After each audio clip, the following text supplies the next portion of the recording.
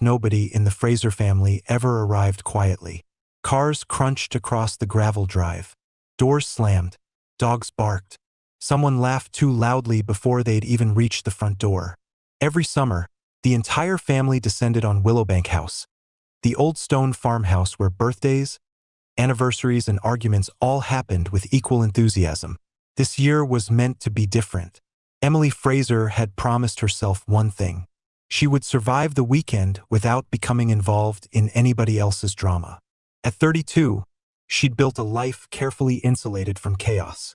She restored antique furniture, lived alone with an overly opinionated Labrador called Fergus, and had mastered the art of politely leaving family events before politics or wine made everyone unbearable. Unfortunately, her younger brother Jamie had invited his ex. Nobody knew until he walked through the front gate. Daniel Hart, tall, calm, broad-shouldered, a little older than the last time she'd seen him. He carried a bottle of wine as though arriving at a stranger's dinner party instead of stepping back into the family he'd once practically belonged to. The conversation died, then resumed with forced enthusiasm. "Oh, Daniel, it's been ages. Still alive then?" Jamie's grin looked slightly rehearsed. "We're friends now." Emily nearly laughed. Friends. That was a dangerous word people used when nobody wanted to discuss what had really happened. Jamie and Daniel had dated for almost 5 years. Everyone expected a wedding. Instead, one quiet Tuesday, it had simply ended. No scandal, no affair, just two good people who realized they wanted completely different futures. The breakup had somehow been so mature it made everyone else uncomfortable. Emily hadn't spoken more than 3 sentences to Daniel in years. She'd never needed to. He'd belonged to Jamie's life, not hers. Until, "Emily?" She turned. Daniel smiled. "Still restoring impossible furniture?" She blinked. "You remembered? You once spent 40 minutes explaining Victorian varnish." "I did not." "You absolutely did." She laughed despite herself. "I was very passionate." "You still are." Something warm settled between them before either realized it. Nothing inappropriate. Nothing obvious. Just easy. Far too easy. Dinner stretched across 2 tables pushed together. 20 people. 3 generations. Children running underneath chairs. Someone arguing about football. Someone else burning garlic bread. Emily intentionally sat as far from Daniel as possible. Her cousin promptly swapped seats because she wanted to sit beside the window. Daniel ended up opposite Emily. Of course he did. Every time she looked up, he was already looking, not staring, just meeting her eyes. Each time both immediately looked away. It became ridiculous. By dessert, she'd become fascinated by cheesecake simply because it gave her somewhere else to focus. "You've barely eaten." She looked up. Daniel had leaned across slightly. "I've eaten plenty." "You've dismantled the crust into geometric shapes." She looked down. He was right. "Oh, I remember you doing that when you're thinking. You remember too much." He smiled. "I always noticed people." Emily's stomach performed a distinctly unhelpful somersault. Later that evening, everyone gathered around a fire pit. Jamie disappeared inside to answer a work call. Emily wandered away from the noise toward the orchard. She needed quiet, needed stars, needed space. "You escaping too?" Daniel's voice came from behind. She sighed dramatically. "I thought I was." He stopped several feet away. "I can leave." "No." She hesitated. "You can stay." The silence wasn't awkward. Crickets filled it comfortably. "So," he said, "you and Jamie really are all right?" Daniel nodded. "We are. But everyone else thinks somebody must secretly be devastated." Emily smiled. "They're addicted to drama. They're Frasers. So were you once." "I nearly was." The words landed more heavily than either expected. Wind stirred the apple trees. "You know," Emily said quietly, "I never asked if you were okay." "I was." A pause. "Eventually." She nodded. "I should have asked." "You didn't owe me anything." "No." She looked at him. But kindness isn't supposed to be transactional. For a moment, neither spoke. Something changed. Neither could explain what. Only that afterwards, standing slightly too close suddenly felt dangerous. A shout echoed from the house. "There you are." Emily jumped backwards almost guiltily. Her aunt waved. "Photos." Daniel quietly laughed. "Saved by compulsory family photography." Emily rolled her eyes. "That's hardly saving." But as they walked back together, they both instinctively left an extra step between them, just in case anyone was watching. Neither of them noticed Jamie standing on the kitchen balcony, watching the orchard, thinking nothing of it. Yet, the following morning began with rain tapping against the old farmhouse windows. Willowbank House always smelled different when it rained. Coffee, bacon, damp coats and burning toast blended into a scent every Fraser insisted was home. Emily wandered into the kitchen wearing an oversized jumper she'd borrowed from her mum years ago and never returned. She stopped dead. Daniel stood at the cooker, expertly flipping pancakes while three nieces argued over chocolate chips. "You can cook?" Emily asked. One of the girls answered before he could. "He can cook everything." Daniel shrugged modestly. "I had to learn." "Jamie couldn't?" "He once burned cereal." Emily laughed. "That sounds about right." Daniel glanced over his shoulder. That smile again, easy, familiar, entirely too comfortable. "You take sugar?" "You remembered that too?" "Too." She folded her arms. "That's becoming unsettling. I've got an excellent memory. Selective memory." "Possibly." He handed her a mug without another word. It was exactly how she liked it. She hated that he remembered. Mostly because she realized she remembered things too. That he always rolled his sleeves to his forearms. That he hummed absent-mindedly while cooking. That he'd never once interrupted anyone while they spoke. Why did she know those things? Had she always noticed? Or was she only noticing now? After breakfast, the family split into their usual groups. The children disappeared into the fields. The older relatives settled into heated discussions about house prices and weather. Jamie's dad declared everyone needed fresh air, whether they liked it or not. A walk was organized. Within minutes, the carefully planned pairs dissolved into chaos. Emily found herself walking beside Daniel, entirely by accident. "So," he said, "how's the workshop?" "Busy.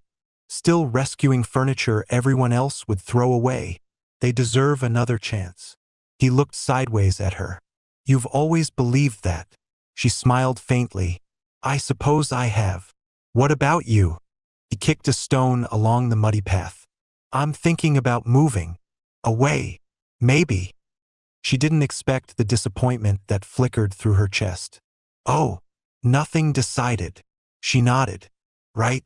The conversation drifted to films, travel, and terrible reality television. Felt effortless, as though they'd somehow skipped years of awkward introductions. Ahead of them, Jamie turned around. "You two coming?" Emily realized she'd been smiling. She immediately looked away. "Coming." By lunchtime, she'd made herself a promise. Stop talking to Daniel. Not forever. Just less. This was Jamie's ex. Even if Jamie genuinely didn't mind, everyone else would. Every aunt. Every cousin. Every neighbor who somehow knew everyone's business before breakfast. There were invisible rules. Nobody dated a sibling's ex. Not in this family. Possibly not in the entire county. She repeated that to herself several times.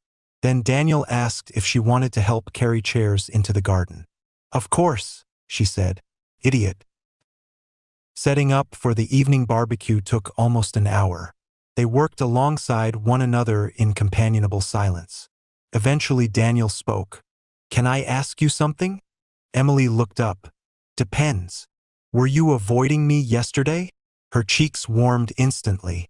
"No. You were." "I wasn't." "You walked into a hedge." "I absolutely did not." "You made direct eye contact with me, then immediately complimented a wheelbarrow." Emily groaned. "I hoped nobody noticed." "I noticed." She covered her face. It was an excellent wheelbarrow. Daniel laughed so hard he nearly dropped a stack of chairs. It wasn't a loud laugh, just genuine, the kind that escaped before someone could stop it. Emily realized she'd never heard him laugh like that before.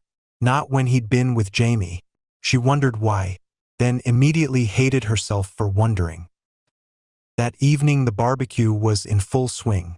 Fairy lights stretched across the garden. Music drifted from old speakers. Children chased one another between picnic tables.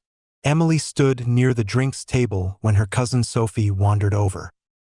With an unmistakably mischievous grin. "So," Emily narrowed her eyes. "What? You've spoken to Daniel more this weekend than you have in 5 years."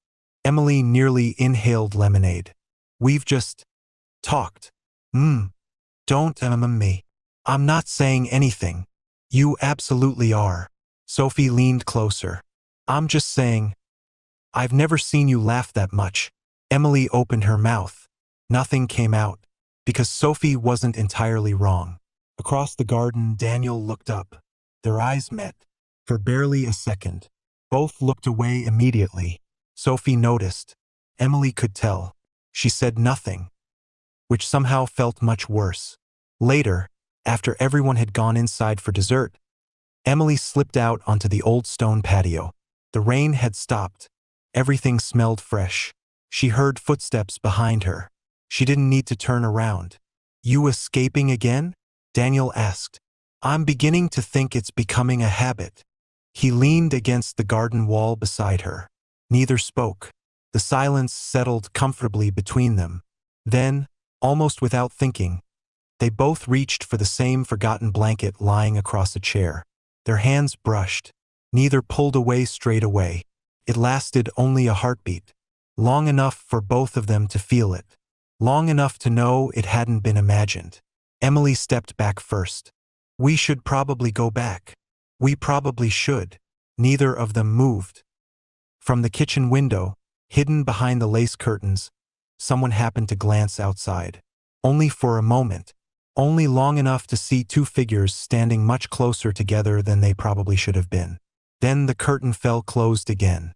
Neither Emily nor Daniel had any idea they'd just become the subject of the evening's first quiet suspicion. By Sunday morning, the atmosphere at Willowbank House had changed. Not dramatically, just enough that Emily could feel it. Conversations paused for half a second when she entered a room. A couple of cousins exchanged knowing smiles that disappeared the moment she looked their way. It was probably nothing, or perhaps it wasn't. She found herself replaying the previous evening over and over. The patio, the blanket, that brief touch of hands. It had meant nothing, hadn't it? Jamie was already outside, throwing a tennis ball for Fergus. The Labrador bounded across the lawn before returning at full speed, skidding to a halt in front of Jamie. Emily smiled. "You've always been his favorite." Jamie's grin was as relaxed as ever. "He has excellent taste." She studied him for a moment. He looked genuinely happy. There wasn't a trace of bitterness when Daniel's name came up in conversation. No resentment, no hidden tension. It almost made things worse. If Jamie hated Daniel, there would be a clear boundary. Instead, the only people creating rules were everyone else. Later that afternoon, Emily escaped into the old greenhouse behind the farmhouse. Most of the glass panes had been replaced over the years, but a few still bore the tiny ripples of Victorian glass. She loved the place. Quiet, dusty, peaceful. "You really do hide in interesting places." She smiled before turning. "I was wondering how long it would take you." Daniel held up 2 mugs. "I brought coffee. You've become very good at finding me. You always disappear to the quietest place available." "You've noticed that too?" "I notice a lot." She accepted the mug. They wandered slowly between rows of old clay pots and overgrown herbs. "I've been thinking," Daniel said carefully. "Dangerous." "It usually is." He took a breath. "I don't want to make things awkward." Emily looked at him. "You haven't." "I think I might." Silence stretched between them. Finally she nodded. "I know." He didn't need to explain. She already understood. Neither of them had planned this. Neither wanted it. Yet every conversation seemed to pull them a little closer. Every shared joke lingered a little longer than it should. Every accidental touch seemed just a fraction less accidental. That evening, everyone gathered in the sitting room for board games. Emily deliberately sat at the opposite end of the room. Daniel did the same. It was ridiculous. They looked like teenagers trying not to be caught passing notes. Halfway through a fiercely competitive game, Aunt Margaret looked around. "Daniel!" Everyone looked up. Daniel raised his hand. "Yes. I told Daniel to fetch more ice." He frowned. "I am Daniel." "No, not you." Confused silence. Then another voice called from the kitchen. "I'm coming." A tall man appeared carrying 2 bags of ice. Emily blinked. There was another Daniel. Jamie's cousin's fiancé. Everyone simply called him Dan, except Aunt Margaret, who insisted on using full names. "Oh, honestly," Aunt Margaret sighed, "why does this family have 2 Daniels?" The room burst into laughter. Jamie shook his head. "We've had 2 Daniels for 3 years. I still don't like it." The mix-up became the joke of the evening. "Which Daniel?" "Wrong Daniel." "No, the other Daniel." Even Fergus responded when both names were called, making everyone laugh even harder. For the first time all weekend, the attention shifted completely away from Emily and Daniel. Neither of them realized how relieved they both felt. Much later, after everyone had drifted off to bed, Emily stood alone on the back steps watching the stars. The farmhouse was finally quiet. A door creaked behind her. Daniel stepped outside. "I thought you'd be here." "You keep saying that." "I'm usually right." She laughed softly. "You usually are." He hesitated.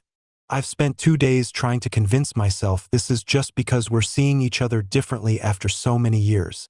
And it stopped being convincing this afternoon." Emily stared out into the darkness. "I know. I don't want to hurt Jamie." "Neither do I. I don't want your family to hate you." "They would." "I know." The words hung heavily between them. He moved a little closer, but not close enough to touch her. "I think we should stop this before it becomes something." Emily nodded. "Probably." Another long silence. Neither of them moved. Neither walked away. Finally, almost reluctantly, Daniel smiled. "We're terrible at following our own good ideas." Emily returned the smile. "We really are." Inside the farmhouse, unseen by either of them, Sophie passed the hallway window on her way to bed. She caught a glimpse of 2 figures standing together beneath the porch light. This time, she didn't dismiss it as coincidence. She quietly closed the curtain and said nothing. But for the first time, she began to wonder if she was looking at the beginning of something neither of them had intended. Monday morning arrived with brilliant sunshine, as though the weekend had decided to pretend it had never rained. The family scattered across the garden after breakfast. Some packed cars. Others lingered, determined to stretch the gathering into one more day. Emily volunteered to drive into the nearby village for extra bread and ice cream. Anything to clear her head. As she reached for her car keys, her father called across the kitchen. "Daniel, you know the bakery. Go with her." Emily's stomach dropped. Daniel looked just as surprised. "If Emily doesn't mind." 20 pairs of eyes turned towards her. She forced a smile. Of course. To refuse would have looked strange. To agree felt even stranger. The drive began in silence. Not an awkward silence. Careful one. The narrow country road wound between fields of barley. The windows open just enough to let in the warm breeze. Daniel rested one arm on the door. "I nearly said no." "So did I." "We're not very convincing." "No." They both laughed quietly. Emily shook her head. "This is ridiculous." "What is?" "We're acting like we're doing something wrong. Aren't we?" She didn't answer, because she didn't know. Nothing had happened. Not really. No kiss. No dates. No promises. Just conversations that lingered too long and glances that meant too much. The bakery was busy. An elderly woman at the till smiled brightly. "Oh, you two make a lovely couple." Emily froze. Daniel answered before she could. "We're not." But the woman was already serving the next customer. Back outside, Emily burst into nervous laughter. That couldn't have gone worse. Daniel rubbed the back of his neck. "I've never been accidentally engaged before." She laughed harder. "So that's your biggest concern?"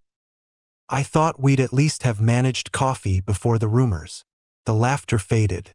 Neither of them missed the word. Rumors. On the way back, they stopped beside a small lock. It wasn't planned. Emily simply pulled over. "I need 5 minutes."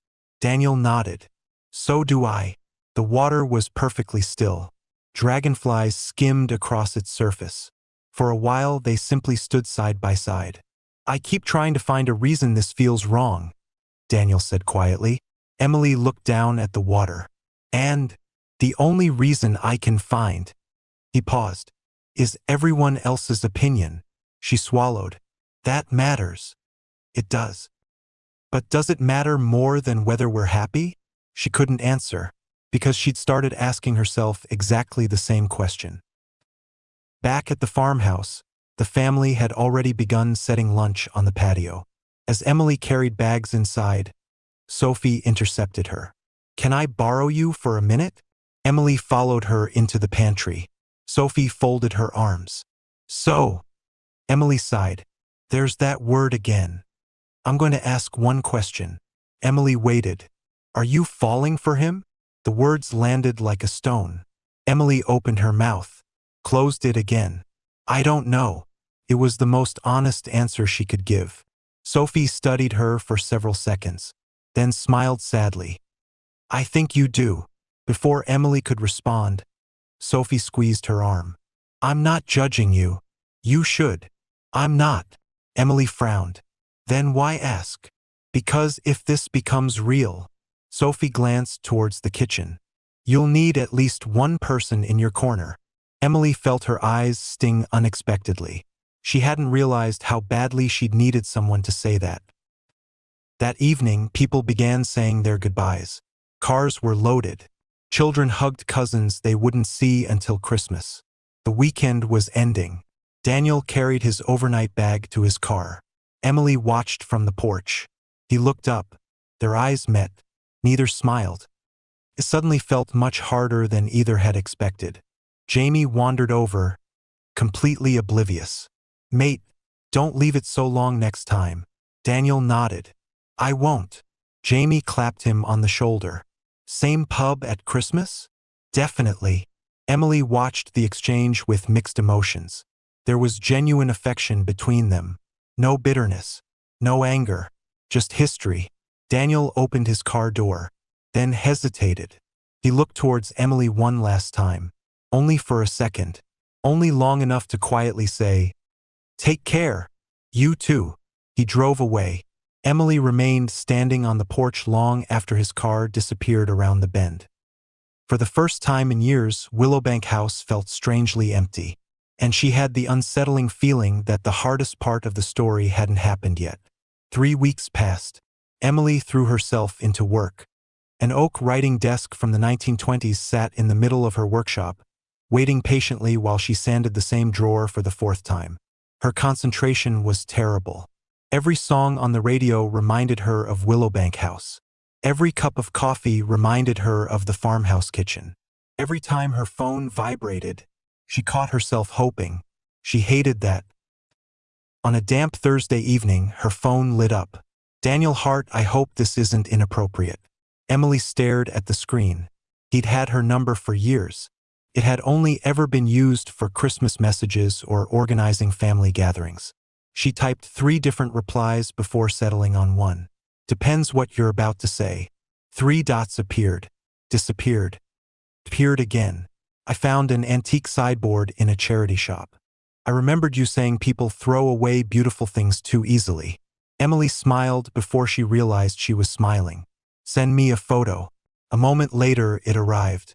The sideboard was magnificent, neglected, scratched and missing a handle, but magnificent. For the next hour, they discussed furniture. then music, then dogs, then terrible television. Neither mentioned the real reason they hadn't wanted the conversation to end. Weeks became months. They didn't meet. They didn't flirt. They simply talked. Some evenings it was 5 minutes. Other nights they looked up to discover midnight had become 2 in the morning. Emily found herself laughing more than she had in years. Daniel admitted he was considering turning down a promotion that would move him to London. "You've always wanted to live there," she typed. "I used to. What changed?" His reply didn't arrive for nearly 10 minutes. "I'm not sure the place changed. I think I did." She read that message several times. Autumn arrived. Jamie's birthday approached. The Frasers naturally planned another family gathering. Emily groaned the moment the invitation arrived. She knew Daniel would be there. She also knew she wanted him to be. Both things could be true. That frightened her. The evening before the party, Sophie called. "Can I ask you something?" Emily laughed. "You sound serious." "I am." "Go on. Have you seen Daniel since the summer?" Emily looked out of the workshop window. "No. Have you spoken to him?" A long pause. "Yes." "How much?" Emily sighed. "Most days." There was silence. Not angry silence. Thinking silence. Finally Sophie spoke. "I don't think this is a crush anymore." Emily closed her eyes. "I know. So what are you going to do?" "I don't know. You'll have to decide before tomorrow." "Why tomorrow?" "Because pretending isn't getting any easier." Jamie's birthday was held in a hired village hall. It was loud, warm, and packed with relatives. Emily arrived late. She wasn't ready.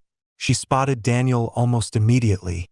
He was helping Jamie decorate a ridiculously oversized birthday cake while arguing about whether 40 candles were a fire hazard. Jamie looked up. "Emily." He waved her over. "There you are." Daniel smiled politely. No lingering glance. No secret smile. Nothing. They had agreed without speaking that this was how it had to be. Normal. Safe. Distant. It should have been a relief. Instead, felt awful. Throughout the evening they barely exchanged a dozen words. Every conversation involved other people. Every laugh was carefully measured. It was exhausting. Near the end of the night, Jamie disappeared to help stack chairs. Emily slipped outside for air. The cool autumn breeze hit her face. A minute later, the door opened behind her. She didn't need to turn around. "You lasted nearly 4 minutes," she said quietly. "I was aiming for 5. She smiled. "So was I." They stood beneath the yellow glow of the hall's security light. "I've missed you," Daniel admitted. She looked at him. "I know. I shouldn't. I know. I've tried not to. So have I." For a long moment, neither spoke. Then, before either of them could think better of it, Daniel reached for her hand. This time she didn't pull away. Their fingers intertwined naturally, as though they'd done it 100 times before. Neither noticed the side door opening. Neither heard footsteps behind them. "Emily?" Jamie's voice. Both of them froze. Daniel let go instantly. Emily turned so quickly she almost lost her balance. Jamie stood in the doorway, carrying a stack of empty boxes. His expression wasn't angry. It wasn't even shocked. It was simply confused. He looked from Emily to Daniel and back again. No one spoke. For several long, unbearable seconds, the only sound was the wind rustling through the trees. Then Jamie quietly asked, "Have I interrupted something?" No one had prepared an answer to that question. Emily's heart pounded so loudly she was certain Jamie could hear it. Daniel slowly lowered his hand to his side. No sudden movements. No desperate excuses. Just silence. Jamie's eyes moved between them again. "I asked a question." Emily swallowed. "You did." "So?" Daniel looked at Emily, giving her the choice. She appreciated that more than she could explain. She took a slow breath. "We didn't mean for this to happen." Jamie's brow furrowed. "This?" Emily couldn't lie anymore. "We've developed feelings for each other." The words hung in the cold night air. Jamie blinked. Once, twice. Then, unexpectedly, he laughed. Not because it was funny, because he genuinely couldn't believe what he'd just heard. You've got feelings? For Daniel? Emily nodded. And you? Jamie asked, looking at Daniel. Daniel met his gaze. I do. The laughter disappeared. Jamie walked a few paces into the car park. Neither Emily nor Daniel followed. He stood with his back to them, hands on his hips, staring into the darkness. Finally, he spoke. I've spent the last few months wondering why you both seemed different. Emily closed her eyes. So you noticed. I'm your brother. He turned around. I notice everything. Daniel looked genuinely miserable. I'm sorry. Jamie nodded slowly. I know you are. Another silence. You never cheated on me. No. You didn't leave me for Emily. Never. This all started after the breakup. Yes. Jamie rubbed his forehead. I believe you. Emily hadn't expected those words. Neither had Daniel. The hall door burst open. There you all are. Aunt Margaret marched outside carrying a tray of leftovers. What on earth are you doing standing in the dark? 3 guilty faces turned towards her. Nothing. They all answered together. She frowned. That's suspicious. Jamie forced a smile. We'll be inside in a minute. She wandered off, muttering something about people letting perfectly good cake go stale. As soon as the door closed again, Jamie sighed. I don't actually know what I'm supposed to feel. No one's expecting you to know tonight, Emily said softly. I think everyone else will tell me how I'm supposed to feel. Daniel looked down. That's what worries me. Jamie gave a humorless laugh. You're right to worry. The drive back to Willowbank House was almost silent. Emily traveled with Jamie. Daniel drove separately. For 20 minutes, neither sibling spoke. Finally, Jamie broke the silence. Can I ask you something? Anything. When did you realize? Emily thought carefully. The orchard. The first weekend? I tried to ignore it. And after that? We just talked. Jamie kept his eyes on the road. I've never seen you look at anyone the way you looked at him tonight. Emily stared out of the window. I didn't realize it was that obvious. It wasn't. He smiled faintly. Until it was. Back at the farmhouse, everyone was staying the night after the party. The house was quiet. Most people had already gone to bed. Jamie stopped outside Emily's bedroom door. I'm not angry with you. She looked up in surprise. I'm hurt. She nodded. I know. And confused. I know. But not because he's my ex. Emily frowned. Then why? Jamie looked down the hallway towards the guest room where Daniel was staying. Because neither of you trusted me enough to tell me. The words hit harder than she expected. He wasn't accusing. He wasn't shouting. He was simply disappointed. I thought you'd hate us. Jamie shook his head. I don't know if I'll ever be completely comfortable with it. He smiled sadly. But I wish you'd let me decide that. He quietly disappeared into his room, leaving Emily standing alone in the hallway. Across the house, Daniel sat awake on the edge of the guest bed, unable to sleep. A gentle knock came at his door. Come in. Jamie stepped inside. Neither man spoke for several seconds. Finally, Jamie sat opposite him. I've got one condition. Daniel looked up. Anything. If this is real. It is. Then don't ever make her feel the way we made each other feel at the end. Daniel nodded immediately. I won't. I know. Jamie stood again. And if you hurt my sister. For the first time that night, he smiled. I'll remind everyone that I still know where you hide the embarrassing holiday photos. Daniel laughed despite himself. I'd deserve it. Jamie walked to the door before pausing. You know. What? I always thought you were too serious. Daniel frowned. And I think Emily's exactly the sort of person who'll annoy you for the next 40 years. Daniel smiled. I was hoping so. Jamie shook his head with a quiet laugh. You're both completely impossible. As the door closed, Neither man realized that the hardest conversation had gone far better than either had feared. Unfortunately, the Fraser family had yet to find out. And surviving Jamie had been the easy part. Emily had barely slept. By the time she came downstairs, Willowbank House was already alive with noise. Kettles whistled. Children chased Fergus through the hallway. Someone had burnt the toast again. For one glorious minute, she thought perhaps Jamie had decided to keep everything to himself. Then Aunt Margaret looked up from her tea. Emily. There was something different about the way she said her name. Too careful. Too deliberate. Emily's stomach sank. Breakfast was unusually quiet. Not silent. Just measured.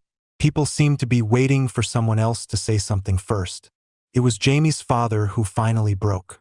So, he buttered another slice of toast. There seems to be a rumor going around. Emily looked at Jamie. He looked back at her, almost apologetically. I didn't tell everyone, he said. I only spoke to Mum.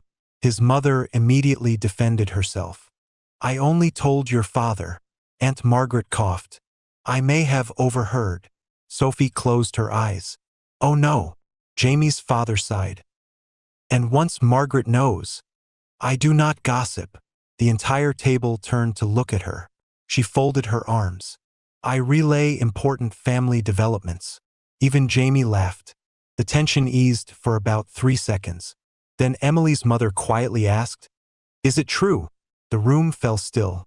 Emily glanced at Daniel. He gave the smallest nod. No hiding. Not anymore. She looked back at her family. Yes. No excuses. No long speech. Just one honest word. Questions erupted from every direction. When did this start? Does Jamie know? How could this happen? What will people say? Emily answered each one calmly. Jamie interrupted whenever people began assuming the worst. No one cheated. They didn't betray me. This happened after we broke up. He repeated it so many times it almost became a mantra. Still, not everyone was convinced. Uncle Robert leaned back in his chair. It still feels odd. Daniel nodded. I understand. You've been part of this family for years. I know. And now you're. Robert searched for the right word. Emily finished it. My boyfriend. The word sounded strange. Wonderful. Terrifying. Daniel looked at her. So that's what I am? She smiled nervously. If you'll have the job. He reached across the table and took her hand. I'd be honored. Half the room smiled. The other half stared into their coffee. It was Aunt Margaret, of all people, who unexpectedly changed everything. She put down her teacup with a decisive clink. I've been married 3 times. Everyone turned towards her. She continued. My second husband was introduced to me by my first husband's sister. The room blinked. What? Jamie said. You never told us that. No one asked. She shrugged. Families are messy. She pointed at Emily and Daniel. They're not hurting anyone. She pointed at Jamie. He's sitting there defending them. She looked around the room. So unless anyone here is secretly writing the rulebook for love. Silence. I suggest everyone eats their eggs before they go cold. For perhaps the first time in history, Aunt Margaret had ended an argument. The rest of the morning unfolded more gently. Some relatives remained awkward. Some asked careful questions. Others simply accepted it. Sophie caught Emily in the hallway. I told you. You did. You'd need someone in your corner. Emily hugged her. Thank you. Sophie grinned. I expect to be maid of honor. Emily laughed. Slow down. I've waited months to say that. After lunch, Daniel found Jamie repairing an old gate at the edge of the property. You need a hand? Jamie handed him a hammer. You owe me one. I owe you several. They worked side by side for nearly an hour. Eventually Jamie spoke. You know what's funny? What? If you'd asked me a year ago who my sister would end up with, it wouldn't have been me. Absolutely not. Daniel smiled. I didn't see this coming either. Jamie hammered another nail into place. You'd better make her laugh. I'll try. No. Jamie looked at him seriously. Not try. Do it. Daniel nodded. I will. As the sun began to set, the last of the relatives drove away. The farmhouse became quiet again.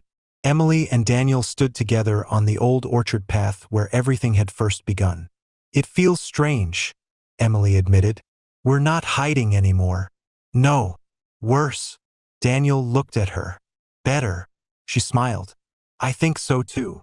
He reached for her hand. This time there was no reason to let go.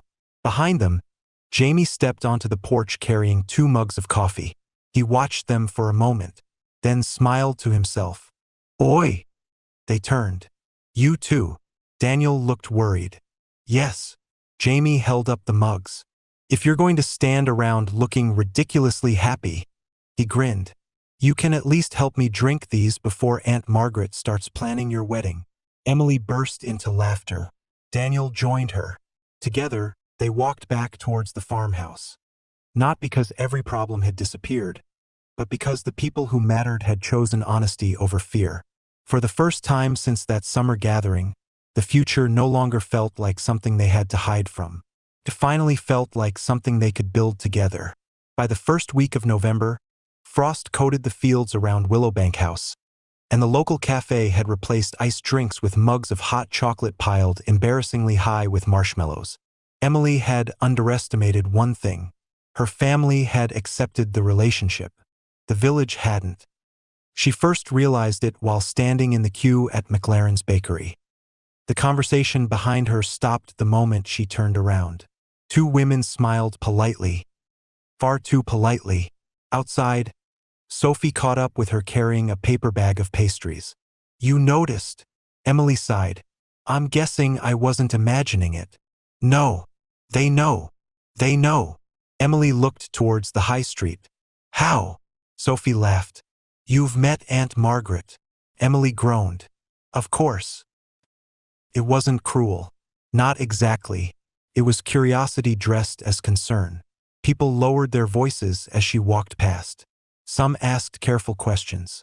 Others simply watched. The worst were those who smiled and said, I could never do that. As though she'd asked. As though love had arrived with a questionnaire. Daniel noticed the change too. One Saturday afternoon they met at Emily's workshop. He carried coffee. She was pretending to restore an Edwardian cabinet while actually sanding the same corner for 15 minutes. You've done that bit already. I know. You've done it 3 times. I know. He placed the coffee beside her. Talk to me. Emily put the sandpaper down. I thought once my family accepted us, everyone else would. She nodded. Daniel leaned against the workbench. When Jamie and I split up, people wanted someone to blame. I remember. They hated the fact there wasn't a villain. And now they're trying to invent one. Emily looked at him. Do you ever wish we'd never? He didn't let her finish. No. Not even for an easier life. He smiled softly. An easier life isn't always a better one. A week later, Emily was collecting varnish from the local hardware shop when she heard someone call her name. Emily. She turned. It was Mrs. Campbell, her old secondary school English teacher. Oh no, Emily muttered. Daniel looked puzzled. Worse than Aunt Margaret? Much. Mrs. Campbell hurried over. I've heard all about you too. Emily braced herself. Instead, the older woman smiled warmly. My husband was once engaged to my cousin. Emily blinked. What? Mrs. Campbell laughed. They realized they were terrible together. She slipped her arm through Emily's. People like pretending families are tidy. They're not. My dear. She gestured towards the bustling high street. Every family in this village has at least one story they don't mention at Christmas. Daniel laughed. Mrs. Campbell pointed a finger at him. You. Me? Take care of her. I intend to. I'll be checking. As she walked away, Emily turned to Daniel. I think we just got inspected. I think we passed. That evening, Jamie arrived at Emily's workshop carrying fish and chips. I've brought dinner. Emily raised an eyebrow. Bribery? Absolutely. They ate sitting on old wooden crates among half-finished furniture. Eventually Jamie cleared his throat. I met someone. Emily nearly dropped a chip. What? I wasn't going to tell you yet. You've met someone? He nodded, suddenly looking far younger than his 30 years. It's very early. Emily grinned. Tell me everything. Jamie laughed. You're impossible. So are you. He hesitated. His name's Oliver. Emily smiled so widely her cheeks hurt. And I think you'd like him. She nudged his shoulder. I already do. As Emily locked the workshop later that night, Daniel took her hand. You know. What? It feels different now. How? We're not spending all our energy hiding. She looked at their joined hands. No, we're spending it living. For the first time since the summer gathering, Emily realized they had gone an entire afternoon without worrying who might see them. The gossip hadn't disappeared. Probably never would. But little by little, the whispers were becoming background noise. And the life they were building together was becoming much louder. The first person to arrive at Willowbank House that Christmas wasn't Daniel.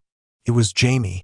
He burst through the front door carrying an armful of wrapped presents, followed by a man balancing a Christmas pudding, 2 bottles of wine, and a confused-looking golden retriever. I've brought reinforcements, Jamie announced. The dog promptly dropped the pudding. Emily laughed. You must be Oliver. The man looked up, cheeks already turning pink. I was hoping to make a slightly better first impression. You've got a pudding and a dog. Emily smiled. You're doing fine. Oliver laughed, and within seconds the room felt lighter. Daniel arrived half an hour later. He paused in the doorway when he saw Jamie and Oliver decorating the tree together.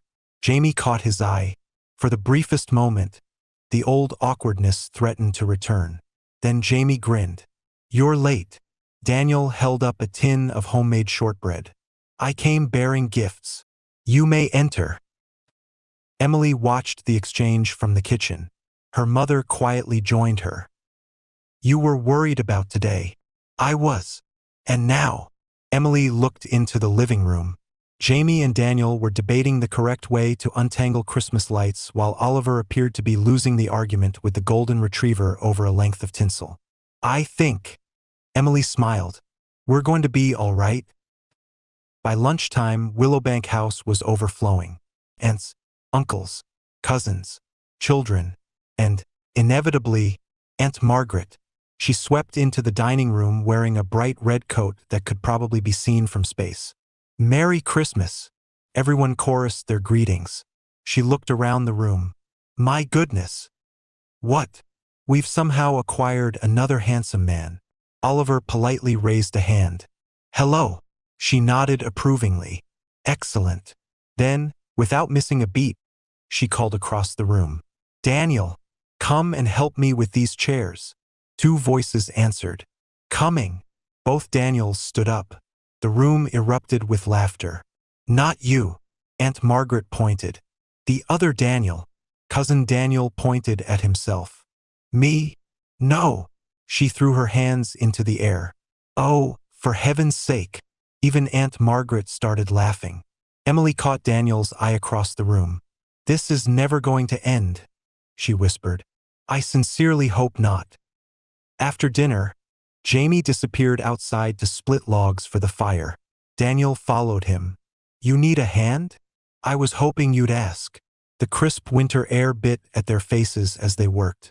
Jamie stacked another log. You know. What? I kept expecting this to feel strange. It still does sometimes. Jamie nodded. But not in a bad way. Daniel smiled. I'm glad. Jamie rested the axe against the chopping block. Oliver asked me something yesterday. What? He asked if it bothered me that my sister was with my ex. Daniel looked up. What did you say? Jamie smiled to himself. I told him that relationships ending doesn't erase the good parts. Daniel listened quietly. I loved you once. I know. But I don't love you now. Daniel nodded. I know. And that's not sad. Jamie looked towards the warmly lit farmhouse. It just means that chapter ended. He looked back at Daniel. I'm happy you found the right person. Daniel swallowed hard. Thank you. Jamie shrugged. You'd better look after her. I will. I know. Inside, Emily and Oliver had somehow become trapped helping Aunt Margaret organize old family photographs. There, she declared. Christmas 2015. Emily smiled. There was Daniel. Oliver leaned closer. And Jamie. And that's cousin Daniel. Oliver blinked. There were already 2 Daniels? Emily laughed. There have always been 2 Daniels. Oliver shook his head. This family is exhausting. You've only been here 4 hours. I know. I'm already making a diagram. As evening fell, everyone gathered outside around the fire pit. Snow began to drift lazily through the orchard. The children squealed with excitement. Someone started singing Christmas songs badly. Aunt Margaret insisted they all join in. Daniel quietly slipped his hand into Emily's. This time, nobody stared. Nobody whispered. Nobody looked uncomfortable. It had simply become normal. Emily rested her head lightly against his shoulder. You know what I was thinking? What? The orchard doesn't feel like a secret anymore. He smiled. It feels like home. Across the fire, Jamie caught their eye. He raised his mug in a silent toast. Emily and Daniel smiled back. There had been heartbreak, awkward conversations, rumors, fear. But sitting beneath the fairy lights, surrounded by laughter echoing through the old apple trees, it became impossible to imagine the story ending any other way. Sometimes the happiest endings weren't the easiest ones. They were simply the ones worth fighting for. Thanks for sticking around until the end. If you found this story interesting, please consider giving this video a thumbs up. It really helps the channel. And if you want to hear plenty more stories just like this, go ahead and hit that subscribe button. There's a lot more to unpack in future videos. See you soon.